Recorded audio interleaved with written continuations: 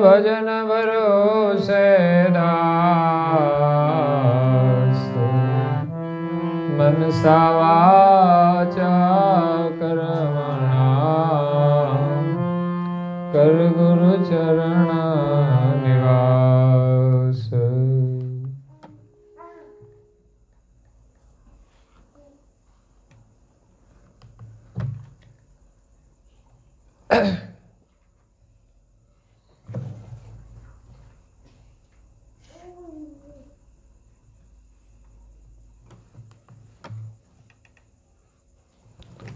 પ્રાય ભક્તજનો,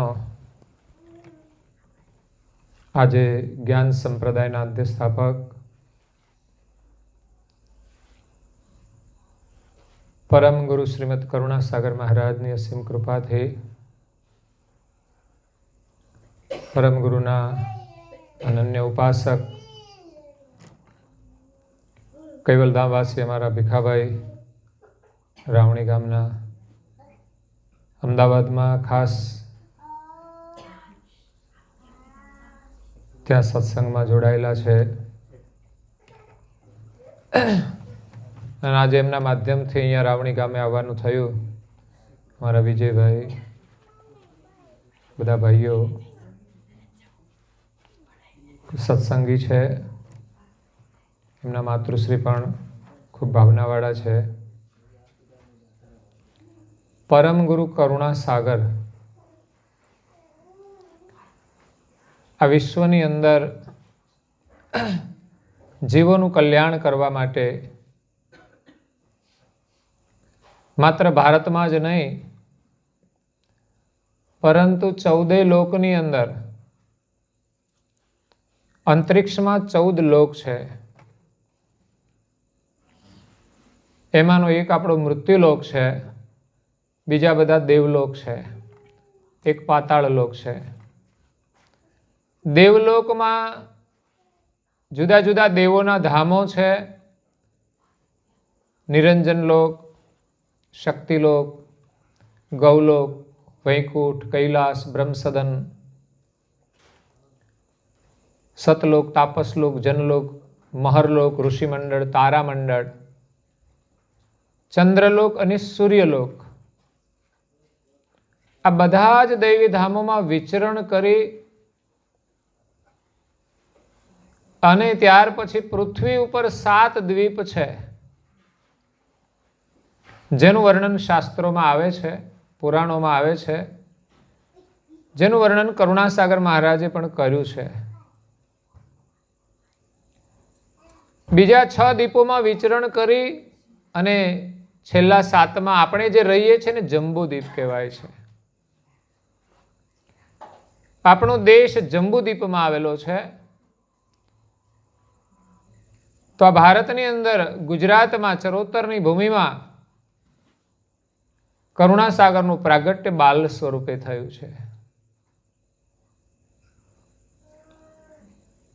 એના પ્રાગટ્યનો પ્રસંગ એવો છે કે હમણાં જ મહાસુદ બીજ ગઈ.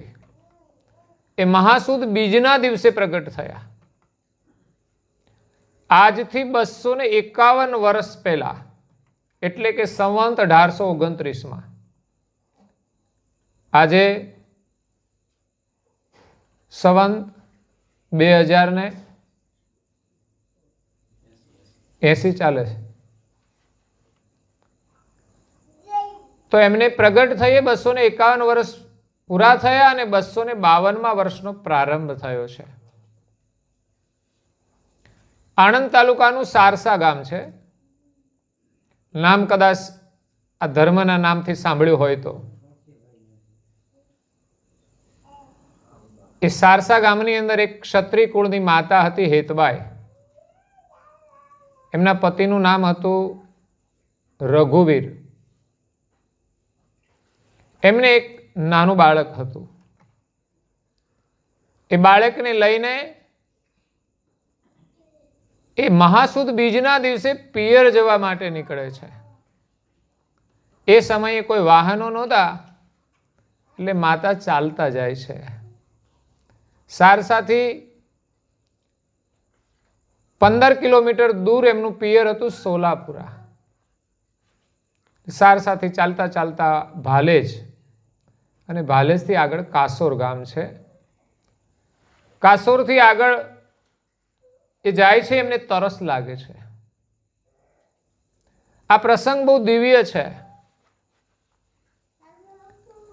આ પ્રસંગ આધ્યાત્મિક છે.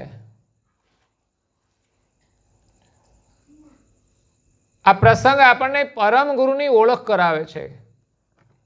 કરુણાસાગર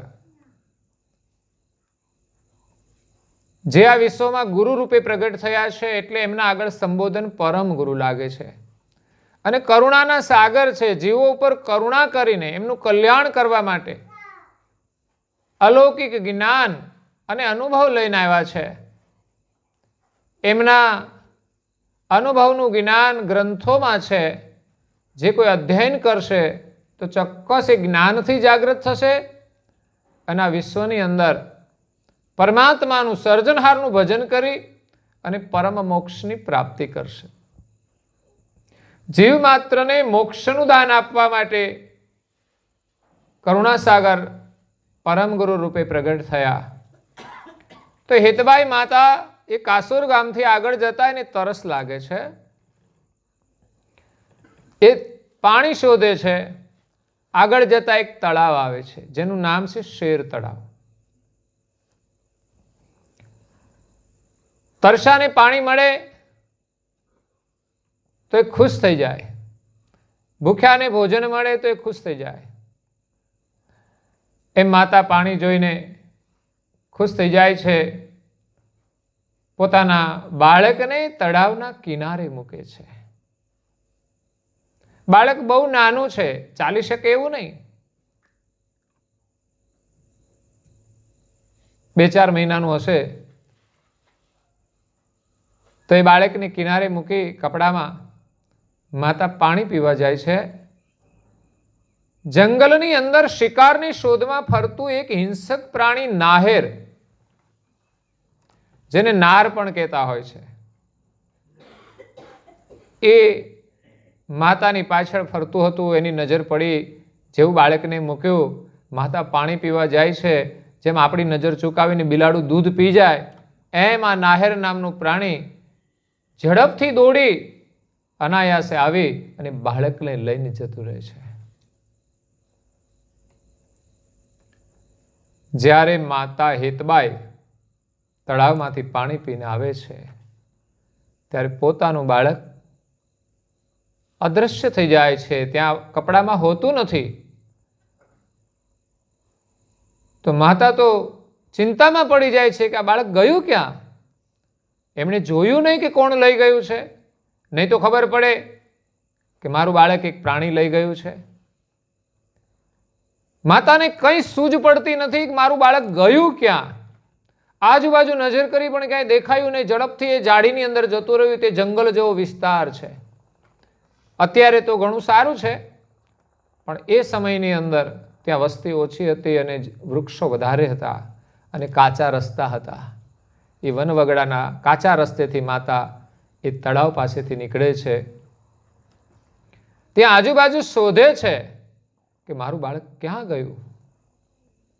શોધતા શોધતા આગળ જાય છે. ત્યાં એક વૃક્ષના નીચે દિવ્ય બાળક બિરાજમાન હોય છે.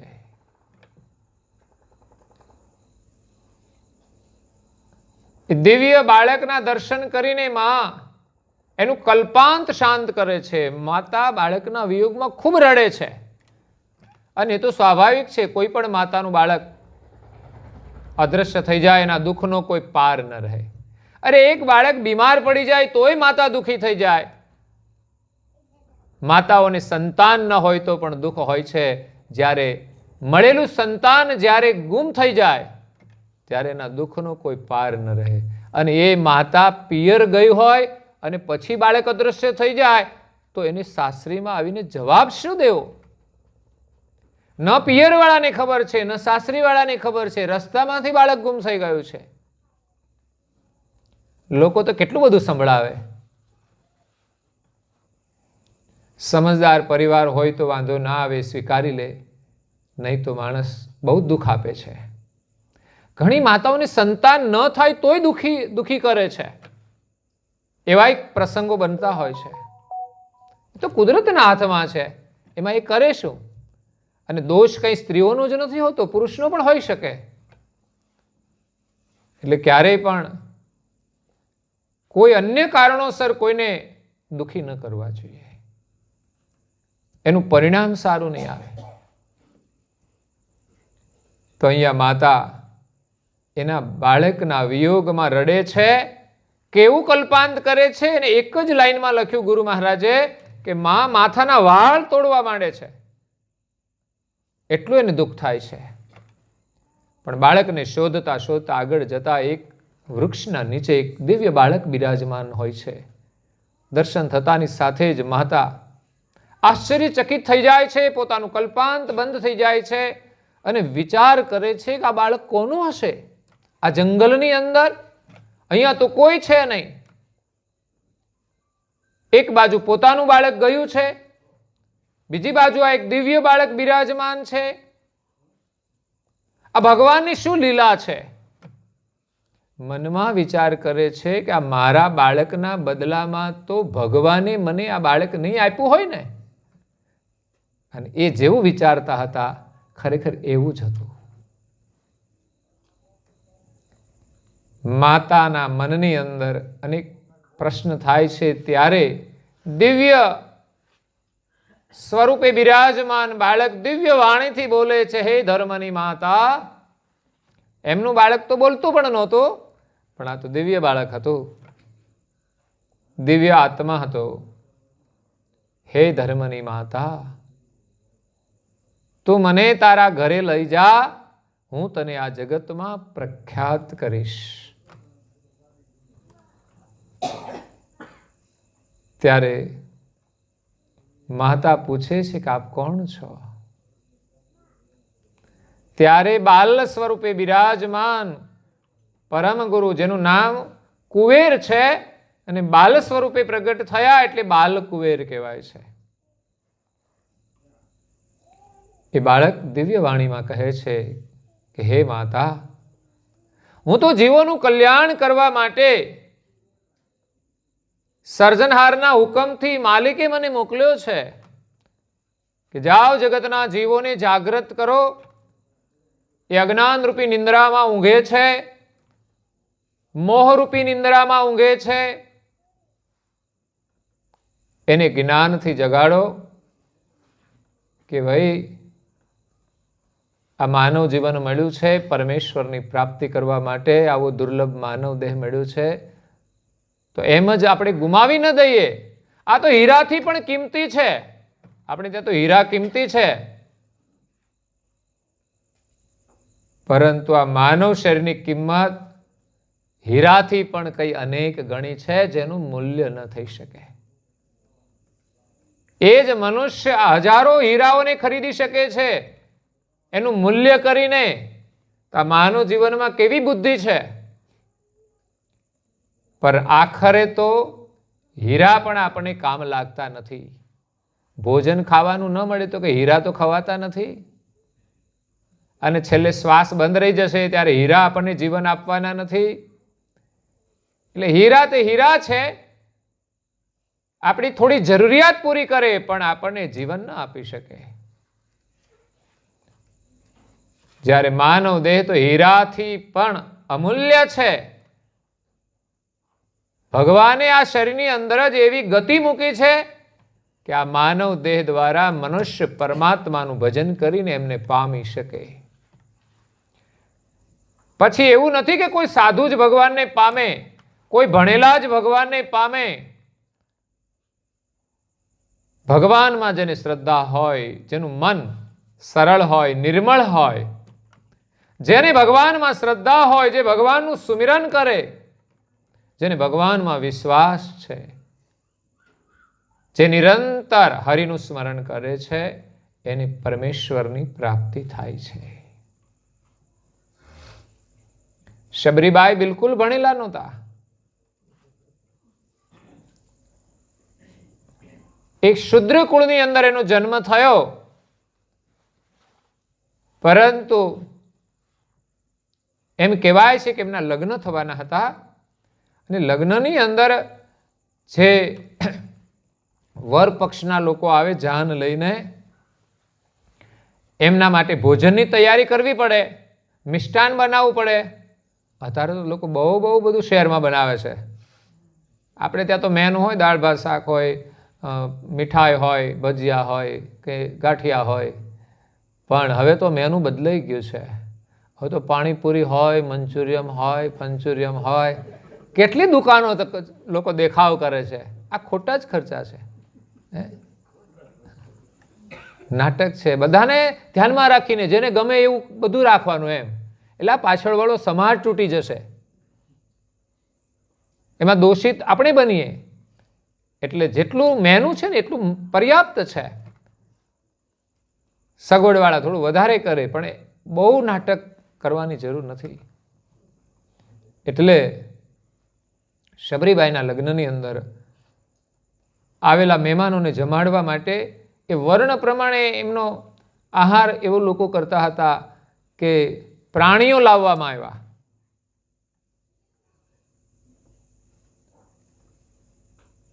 અને શબરીબાઈએ કહ્યું કે આ બધાને શા માટે લાવ્યા છો? તો તારા લગ્ન છે ને, એટલે મહેમાન આવે ને એને માટે આ ભોજન બનાવવાનું છે. આનું તો આ મિષ્ટાન કહેવાય. આમ ચાલુમાં રોજ ના ખવાય, પણ મહેમાન આવે તો ખાસ બનાવે. હું બોમ્બેમાં રહેતો હતો, ત્યાં બાજુમાં એક મરાઠી હતો. એમને ત્યાં મહેમાન આવે ને ત્યારે તાજો મુર્ગો મારવાનો. એટલે એક છોકરો યુવાન હતો ને, એ તે દિવસે રજા પાડે. કેમ આજે નહોતો આવ્યો? તો કે આજે ઘરે મહેમાન આવ્યા છે ને, એટલે મુર્ગો કાપવાનો હતો. એટલે કે મુર્ગો ઘરમાં કોઈ ના કાપે, હું જ કાપું એમ. એ સ્પેશિયલ માણસ, બધા ના કાપી શકે. બહેનોની તો હિંમત જ ના હાલે કોઈને મારવાની. એટલે શબરીબાઈ આ પરિસ્થિતિ જોઈ અને ઘર છોડીને નીકળી જાય છે.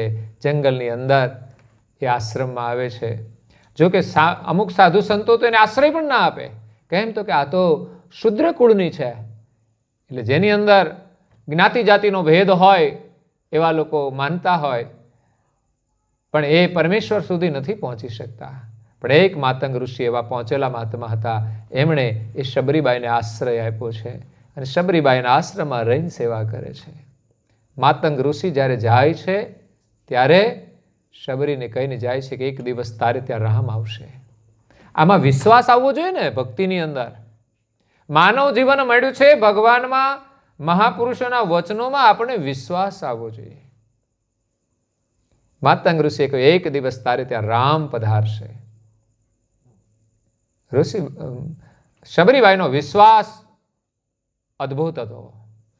એમને દ્રઢ વિશ્વાસ હતો કે ગુરુ મહારાજે કહ્યું છે એટલે એક દિવસ રામ આવશે. રામ નહીં આવે ત્યાં સુધી મારું તો મૃત્યુ થવાનું નથી, એ પણ વિશ્વાસ થઈ જાય.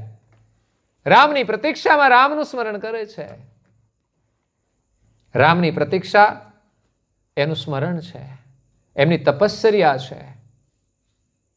કોઈ આપણને કહીને જાય કે તમને ભગવાન મળશે, તો આપણને વિશ્વાસ આવે કે હા ભગવાન મળશે આપણને. તો ભગવાનનું સ્મરણ નિરંતર થાય, એનું નામ વિશ્વાસ છે. દરેક મહાપુરુષે કહ્યું છે કે મનુષ્ય માત્રને ભગવાન મળી શકે છે, તો આપણને વિશ્વાસ હશે તો ચોક્કસ મળશે. ત્યારે હમણાં જ અયોધ્યાની અંદર રામની પ્રતિષ્ઠા થઈ પુનઃ. જે વર્ષો પહેલા મોગલ શાસકોએ મંદિરને તોડીને મસ્જિદ બનાવેલી, એ જગ્યાએ આજે પુનઃ રામ મંદિરનું નિર્માણ થયું અને રામની સ્થાપના થઈ. એમ શબરીને વિશ્વાસ હતો. શબરી રોજ સવારે વહેલા ઉઠે, આશ્રમની સેવા કરે અને રામની પ્રતીક્ષા કરે. અને રામના માટે રોજે તાજા ફૂલ લાવવાના.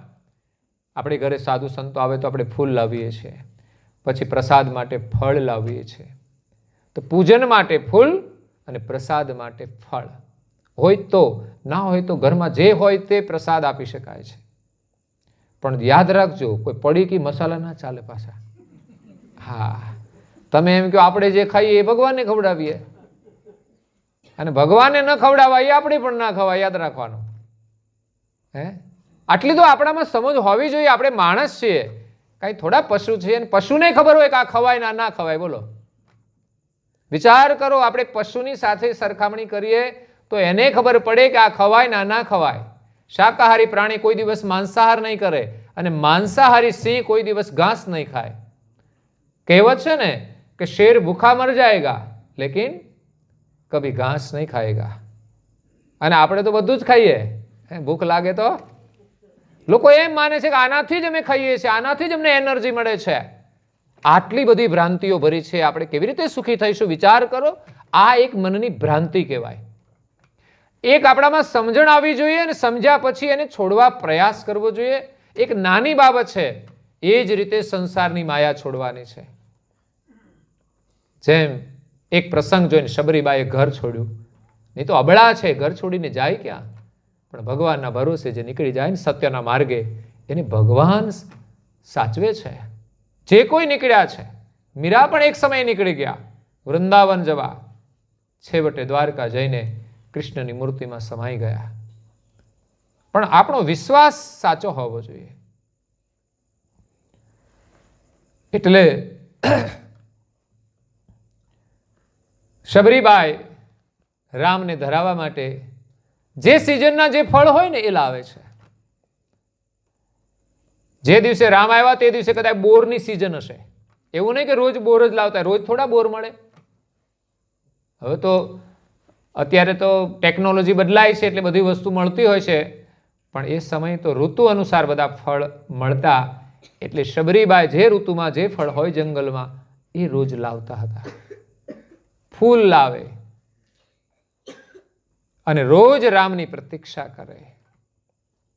પ્રતીક્ષા એ તપશ્ચર્યા છે, પ્રભુનું સ્મરણ છે, એ પ્રેમ છે. એ રામને ઝાડ ઉપર ચડી અને જોવે છે, દૂર દૂરથી ક્યાંય રામ દેખાય છે, એવી એની પ્રતીક્ષા હતી. જેમાં આપણે ધાબા ઉપર ચડીને જોઈએ આવે છે કોઈ?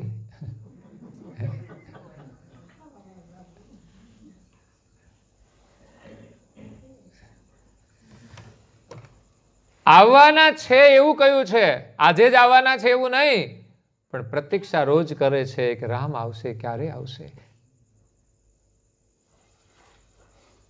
પોતાનું કામકાજ કરતા કરતા પણ એ સ્મરણ થતું હોય છે.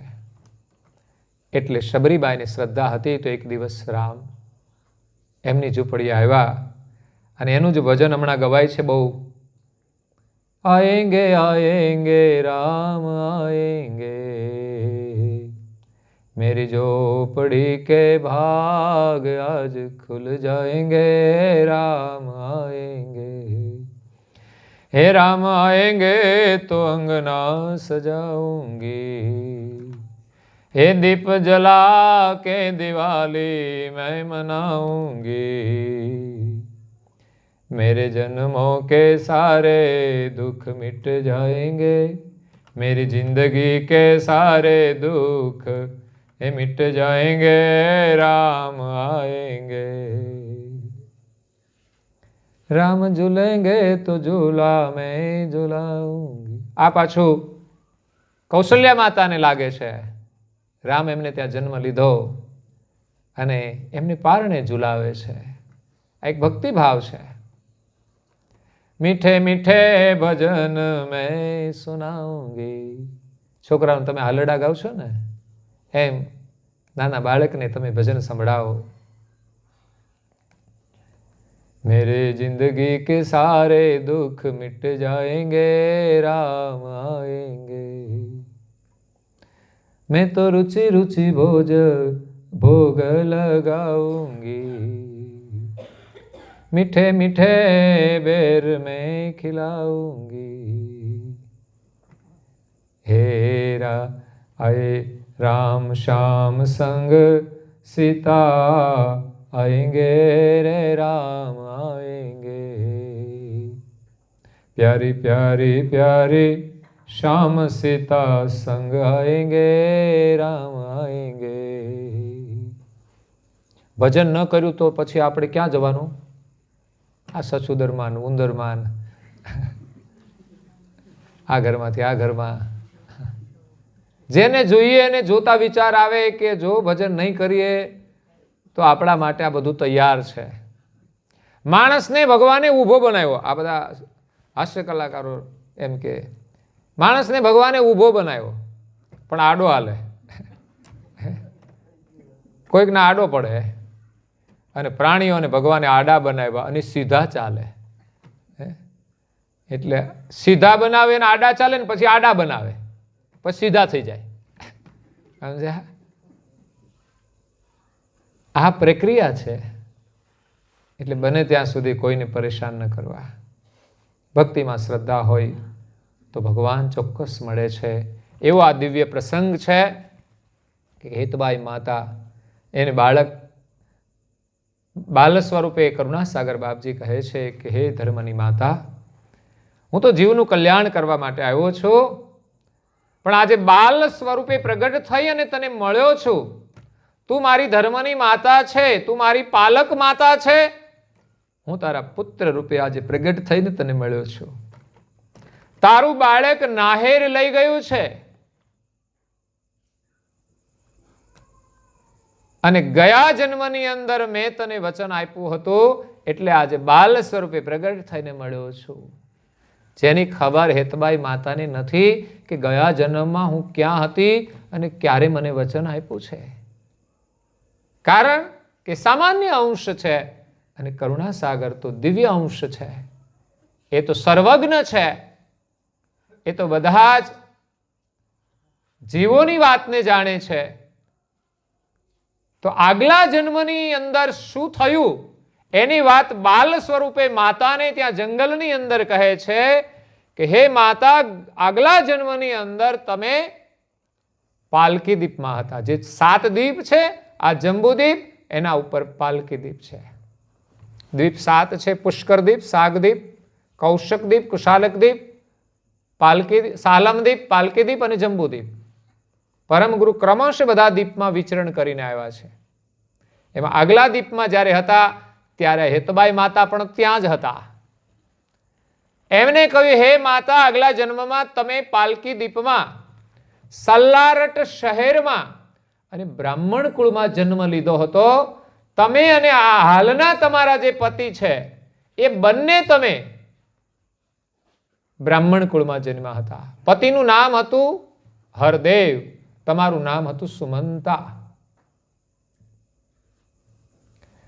તમે બંને લગ્ન પછી યુવાનીમાં સંસાર સુખનો ત્યાગ કરી પરમેશ્વરની પ્રાપ્તિ માટે અને જન્મ મરણના 84ના ચક્રમાંથી છૂટવા માટે જંગલમાં જઈને તમે તપ કર્યું છે. વિચાર કરો, જંગલમાં જઈને તપ કરવાનું સહેલું નથી. આપણે તો સવારે વહેલા ઉઠવાનું છે ખાલી, પણ ઉઠાતું. જો કે જૂની પેઢીના લોકો હજુ ઉઠે છે, આળસ નથી, પણ ભગવાનનું ભજન કરવા માટે. હવે તો લગભગ મોડા ઉઠતા થઈ ગયા છે પહેલા કરતા. આળસ બહુ ચડે છે આપણને. બાકી કામકાજ હોય તો ઉઠવું પડે છે, પણ આપણે તો ઉમંગ હોવો જોઈએ વહેલા ઉઠવાનો. જેમ છોકરાને લગ્ન હોય ને કેમ વહેલા ઉઠી જઈએ, એમ ભજન કરવા માટે રોજે ઉમંગ હોવો જોઈએ કે બ્રહ્મ મુહૂર્તમાં ઉઠી નાહી ધોઈ અને ભગવાનની પૂજા કરીએ, પ્રાર્થના કરીએ, ભજન કરીએ, ધ્યાન કરીએ. અડધો કલાક, પોણો કલાક, જે કંઈ સમય હોય એટલો પૂજાપાઠ કરવો જોઈએ, પ્રાર્થના કરવી જોઈએ.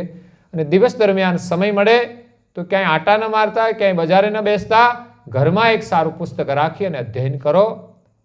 મહાપુરુષે કષ્ટ સાધનાઓ કરીને જે સાહિત્યનું નિર્માણ કર્યું છે એમાં આપણા કલ્યાણનો ઉપદેશ છે અને એનું અધ્યયન આપણે કરવું જોઈએ, પરિવાર સાથે કરવું જોઈએ, આપણા બાળકોને એ સંભળાવવું જોઈએ. કોઈ એમ કે ઘરમાં મહાભારત ના વંચાય, કેમ ના વંચાય? મહાભારત વાંચીએ તો ખબર પડે ને મહાભારત થાય કેમ. અને ખબર પડે તો આપણે એવું ના કરીએ તો ના થાય. નહીં તો ઘર ઘરમાં મહાભારત તો મિની મહાભારત તો હોય જ છે. એટલે કે મહાભારત રાખવાથી ઘરમાં મહાભારત ના થાય. મહાભારત તો જાણવું જોઈએ કેમ થાય છે. અત્યારે તો ઘરમાંય થાય અને રાજકારણમાંય થાય. જ્યાં જ્યાં સંઘર્ષ થાય ત્યાં મહાભારત છે. રોડ ઉપર ચાલ્યા જવાનું, 2 ગાડી ભટકાઈ જાય તો મહાભારત થઈ જાય.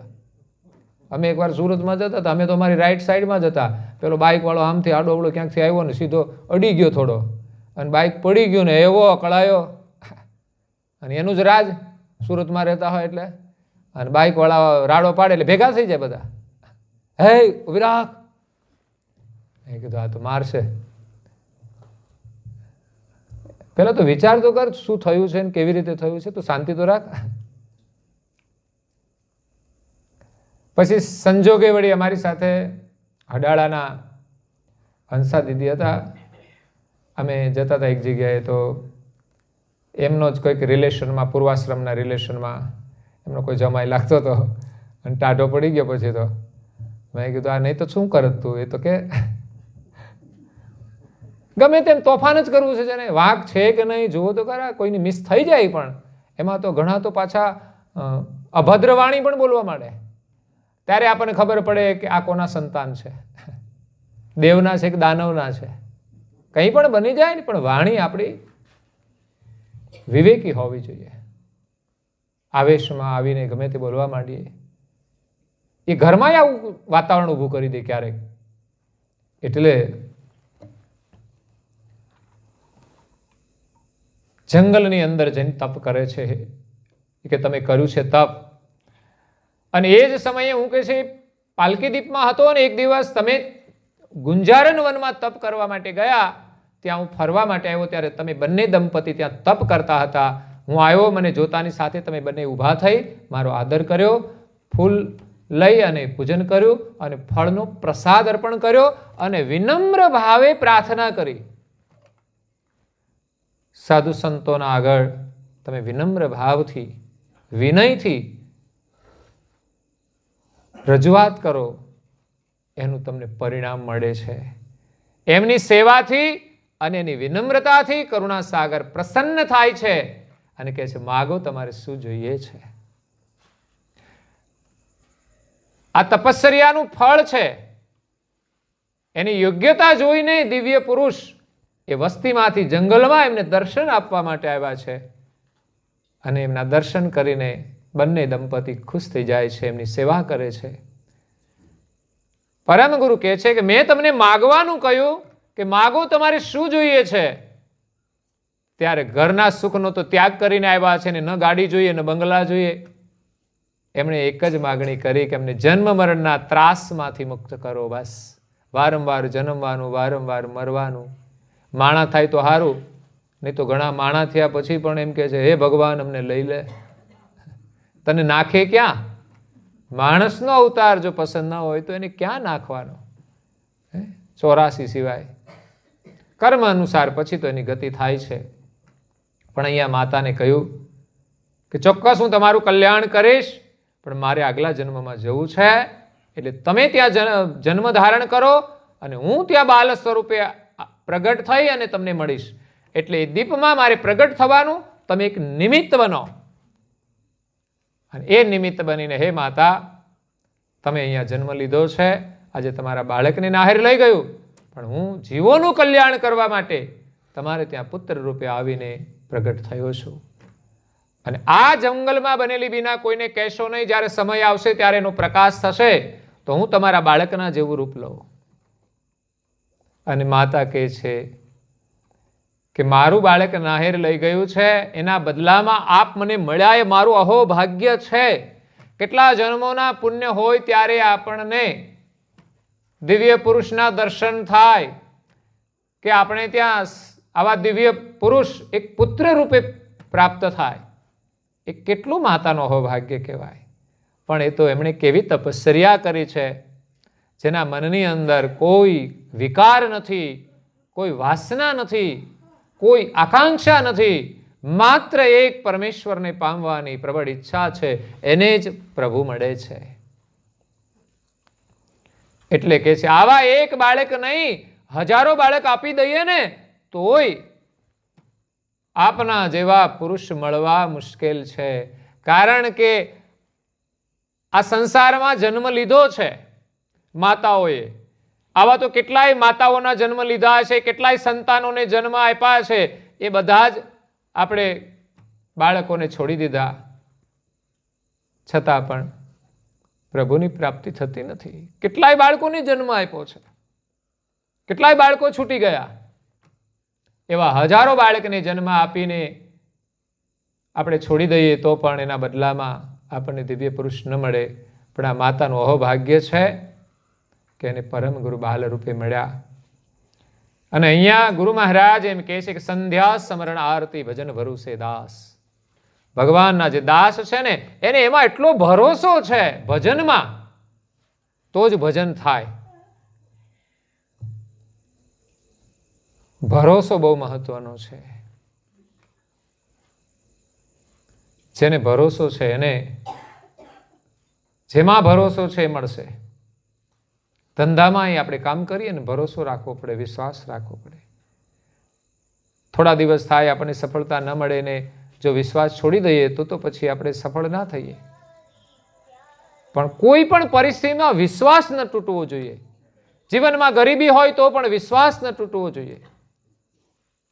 તો ભગવાનનું ભજન કરવા માટે ભરોસો જોઈએ. અને એને ભજનમાં ભરોસો છે. સંધ્યા સ્મરણ આરતી.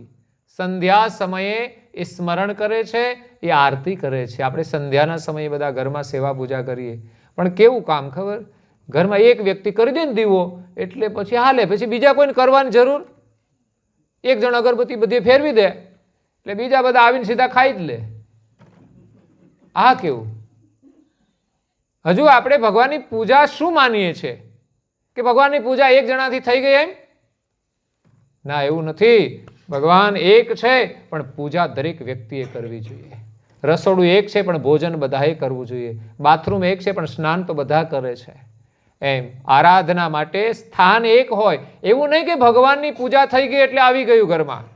દરેક વ્યક્તિને પૂજા કરવાનું સ્થાન એટલે મંદિર. વારા ફરતી જેને જ્યારે સમય મળે ત્યારે ત્યાં બેસી પૂજન કરો, પ્રાર્થના કરો, ધ્યાન કરો, આરતી કરો, વંદના કરો. ઘણા લોકો તો બેસીને વંદન પણ નહીં કરતા હોય. કદાચ ઘરમાં એવું હોય કે જે આરતી પૂજા કરતું હોય ને એની ડ્યુટી હોય એ પૂજારી ઘરના, એ બહેનો કરતા હોય તો બહેનો કરે, અને વળી કોઈ ભાઈઓ જાગૃત હોય ને ભાઈઓ કરતા હોય તો ભાઈઓ કરે. પણ બીજા બધા છોકરા તો કે એ તો સીધા ઉઠીને નાહી ધોઈને રસોડામાંથી સીધા બહાર. રોજ મંદિર આગળ બેસવું જોઈએ, પ્રણામ કરવા જોઈએ. ત્યાં પ્રણામ કર્યા પછી પ્રાર્થના કરો તો વધુ સારું, નહીં તો મિનિમમ પ્રણામ કરો. એટલા સંસ્કાર આવશે નમન કરવાના. અને એ નમન કર્યા પછી આપણા વડીલો જે ઘરમાં હોય, માતા પિતા હોય, એને પ્રણામ કરવાના હોય. સાસુ સસરા હોય તો એમને પ્રણામ. હું હમણાં એક ગામમાં ગયો તો આ આયર પરિવાર છે, તો એ ગામડે રહે છે દાદા. તો ગામડેથી અમે શહેરમાં વિસાવદર ગયા, તો ત્યાં દીકરાઓને ત્યાં રહે છે. તો દાદાને અમે ગયા જોડે, તો એમના ઘરે ગયા તો દાદા બેઠા, એટલે ઘરમાંથી એમના પુત્ર બધું આવ્યા અને દાદા બેઠા હતા ત્યાં નીચે બેસી અને જે તમારી પરંપરા છે આપણી માથે ઓઢી અને પ્રણામ કર્યા. એટલે આ સંસ્કૃતિ છે અને સંસ્કાર એના બાળકોમાં પણ આવે છે. જો આપણે નહીં કરીએ તો પછી આપણી ભાવિ પેઢીમાં પણ એ સંસ્કાર નહીં આવે, જતા રહેશે. એટલે આપણા ઘરમાં સેવા પૂજા દરેક વ્યક્તિ કરવી જોઈએ. સવારે કરવી જોઈએ, સાંજે કરવી જોઈએ, જ્યારે આવો ત્યારે જેટલો સમય મળે એટલી પૂજા, પ્રાર્થના, વંદના દરેક વ્યક્તિએ કરવી જોઈએ. અને એવો ઘરનો વિકાસ કરવા માટે પ્રયાસ કરવો જોઈએ. આપણે તો એમ કહીએ કે ગાડી લાવો, બંગલા લાવો, પેલું લાવો, બધું લાવ્યા જ કરીએ છીએ. એ સાચો વિકાસ નથી.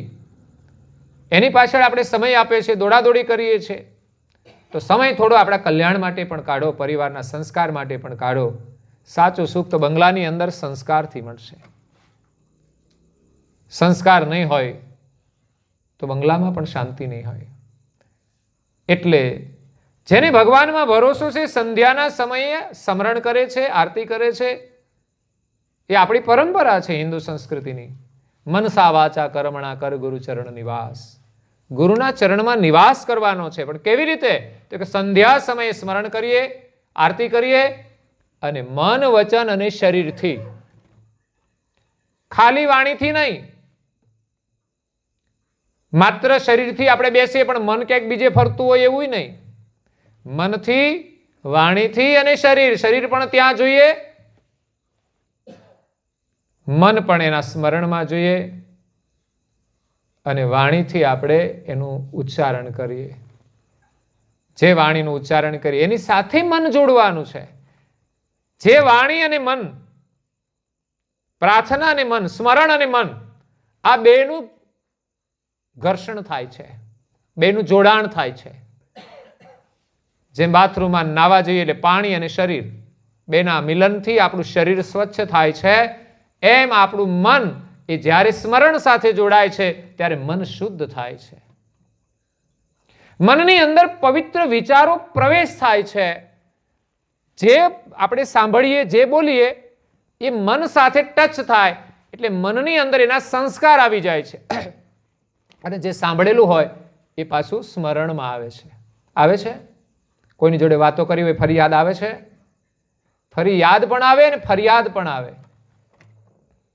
એટલે મનને ક્યાં જોડવાનું એનો વિચાર કરવાનો છે. સવારમાં પ્રભુ સ્મરણ કરીને મનને શુદ્ધ કરો. તમારા મનને શાંતિ મળશે. પછી મને લાગે છે કે તમારે પાનની દુકાને જવું પડશે, મસાલો ખાવો પડશે, બીડી ફૂંકવી પડશે, પડીકી ખાવી પડશે.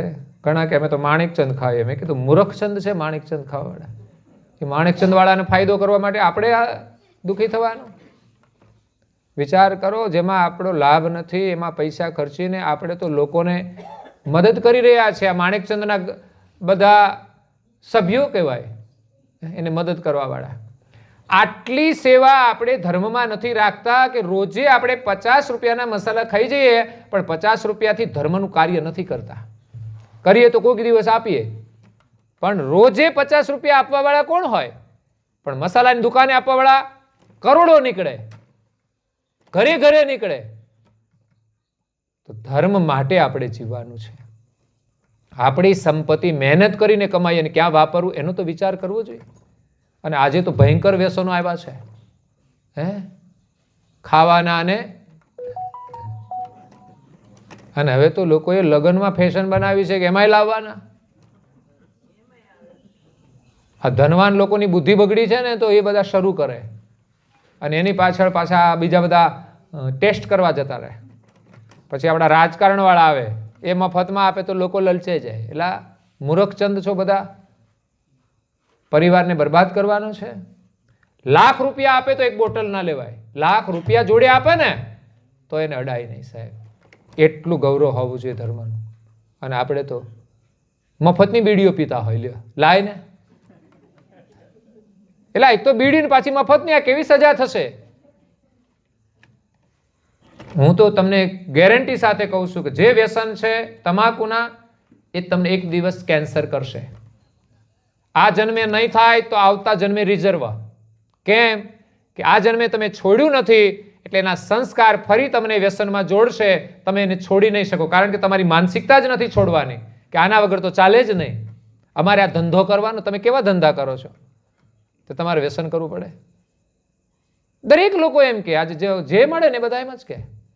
આજે મેં મંદિરે સોનારિયા કામ ચાલે છે, ત્યાં એક આવ્યો પ્લાસ્ટરનું કામ આપવાનું હતું, તો પડીકી કાઢી બધી ચર્ચા કરતા. મેં કીધું આ શું કરે છે તું? મેં કે આ ખવાય? તો કે અમારે ધંધો એવો કરવાનો. લે તારે ધંધો કરવાનો, બીજા શું કરે તારે? મેં કોઈ ધંધો એવો નથી કે એને પડીકી ખાવી પડે. મેં કે 3 ટાઈમ ખાશો ને એટલે તું જીવે છે. આ પડીકીથી નથી જીવતો, તારી ભ્રાંતિ છે.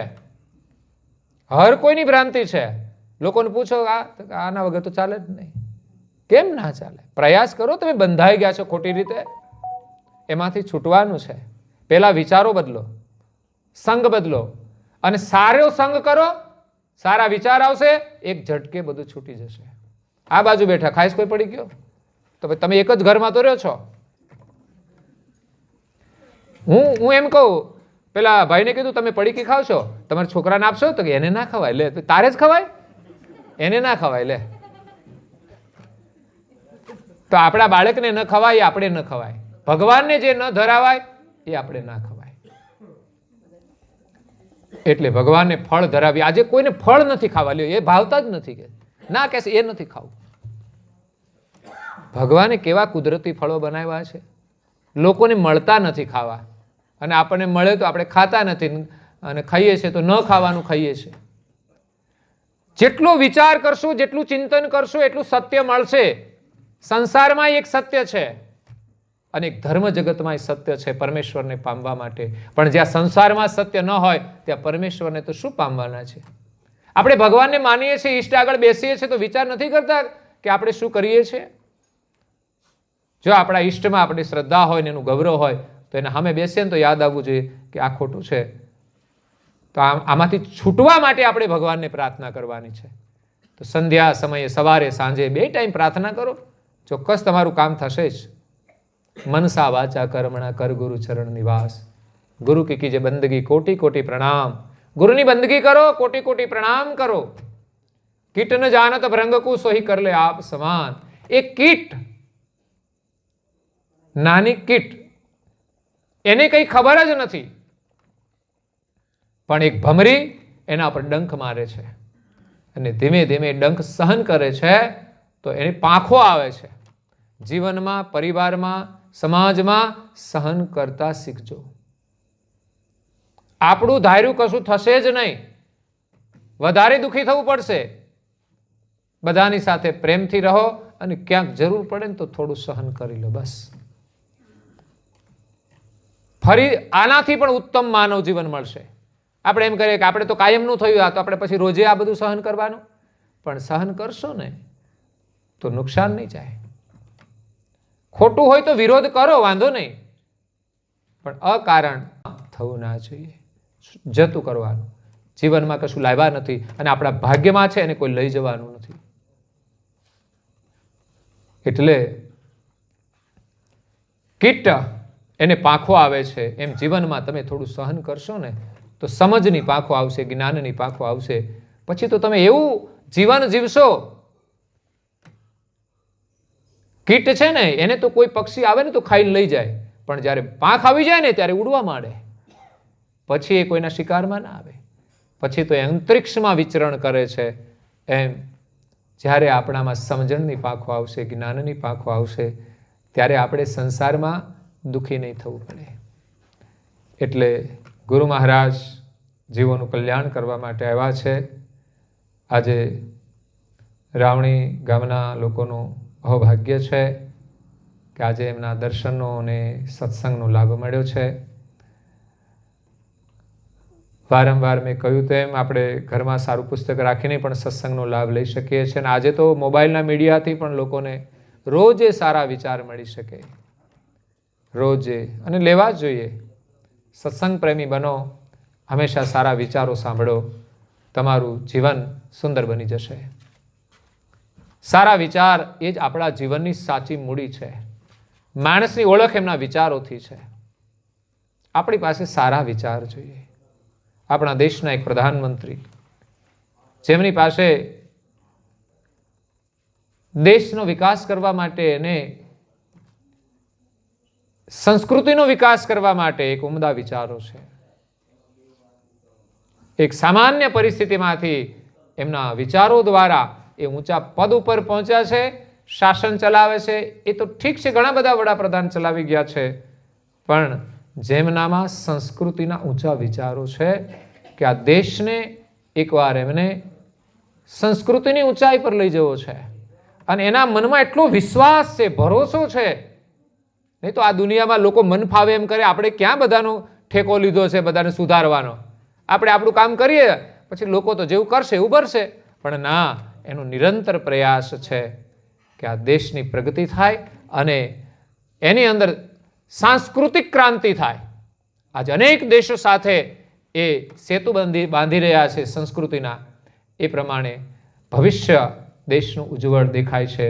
તો આપણે બધા પણ વિશ્વાસ સાથે આપણા પરિવારનો વિકાસ કરવા માટે, સાંસ્કૃતિક વિકાસ કરવા માટે આપણે વિશ્વાસ સાથે પ્રયાસ કરીએ તો ચોક્કસ આપણા બાળકોની અંદર સંસ્કારોનું નિર્માણ થશે અને આપણી હયાતીમાં આપણે બાળકોને સુખી જોઈશું. પણ તમારી ભ્રાંતિ હશે કે ભાઈ છોકરા બહુ કમાય તો જ સુખી થાય, એવું નથી. બાળકોની અંદર સંસ્કાર હશે ને એ બાળકો સુખી થશે. તો આજે રાવણી ગામના ભક્તોને ભગવાનના ખૂબ આશીર્વાદ છે. ફરી પાછા ક્યારેક યોગ હશે ત્યારે મળીશું. આજે તો સહેજ યોગ થઈ ગયો અને બધું આયોજન અમારા વિજયભાઈએ કરી દીધું. બહુ આનંદની વાત છે. હમણાં તો લગ્નગાળો પાછો ભરપૂર હાલે છે એટલે સમયનો પણ અભાવ હોય, છતાં પણ સરસ આયોજન કર્યું એ બદલ બધા પરિવારોને ખૂબ ખૂબ ભગવાનના આશીર્વાદ સાથે મારી વાણીને અહીંયા વિરામ આપું છું. અસ્તુ સત્કેવલ સાહેબ.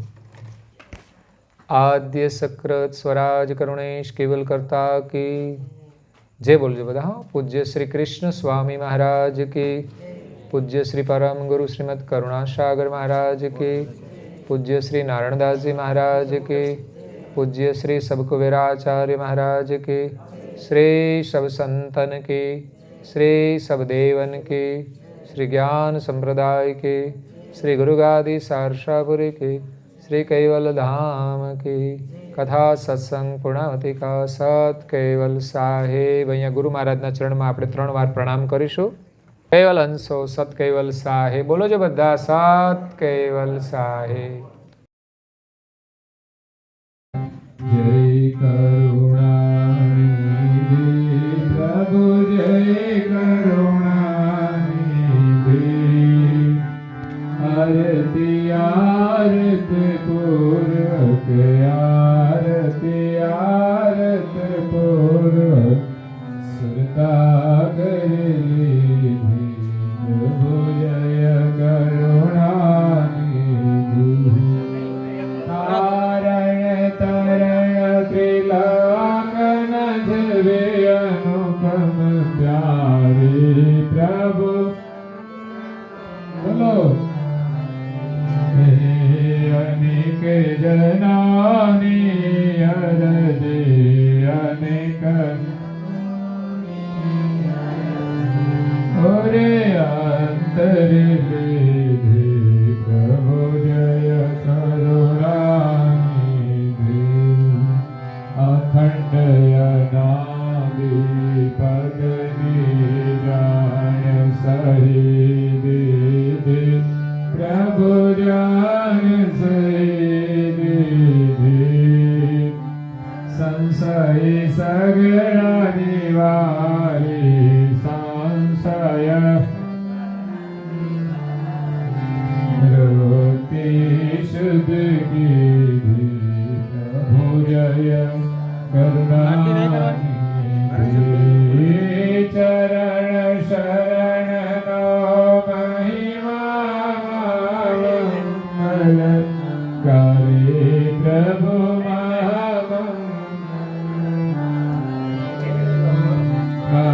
मंगमते नो मानव, मंगमते नो मानव करके गई विधि, प्रभु जय करुणानिधि. करुणा सागर नाम तुम्हारो, अविचल पदवासी प्रभु अविचल पदवासी. शरणागत ने सानम, शरणागत ने सानम, श्री बतावी सिद्धि, प्रभु जय करुणानिधि, प्रभु जय करुणानिधि, प्रभु जय करुणानिधि.